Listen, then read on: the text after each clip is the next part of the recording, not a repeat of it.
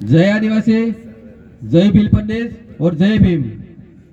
आज बाबा साहब की 132वीं जयंती पर आप सभी गांव से पधारे हुए मेहमानगण,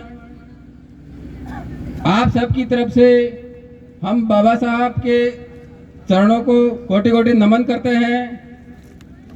ज़्यादा समय नहीं लेकर मैं कहना चाहता हूं कि बाबा साहब ने नारा दिया था, शिक्षित बनो, संगठित रहो और संघर्ष करो।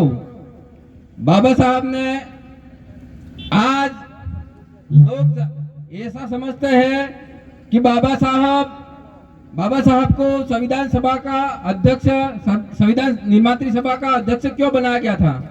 तो मैं बताना चाहता हूं कि बाबा साहब, गुरुजी ने कहा कि 32 डिग्रियां थी और 4 पीएचडी कर रखी थी।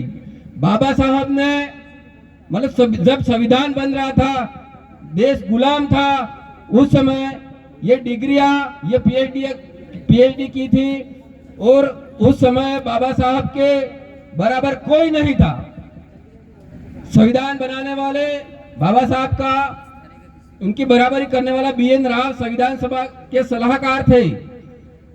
मैं कहना चाहता हूं, शिक्षित बनो। बाबा साहब ने यही कहा था कि मैं शिक्षित था, इसलिए मैंने संविधान बनाने का वो हुआ, मौका मिला।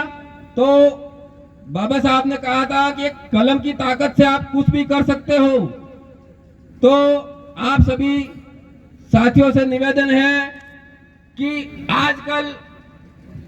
आजकल तलवारों की धार को तेज करने के लिए, जैसे कि धर्म खतरे में है तो तलवार की धार को तेज करो, ऐसा कहा जाता है। पर बाबा साहब ने कहा था कि तलवार की धार अभी तेज नहीं करनी है, अभी तो कलम की ताकत को तेज करो, ये कहा था बाबा साहब अम्बेडकर ने।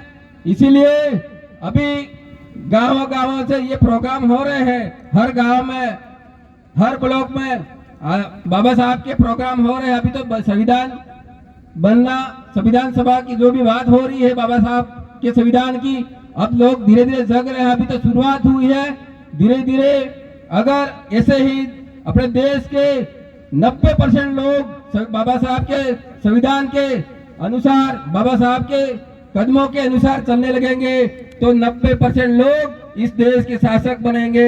मैं इतना ही कहना चाहता हूं। धन्यवाद। जोहार, जय भीम।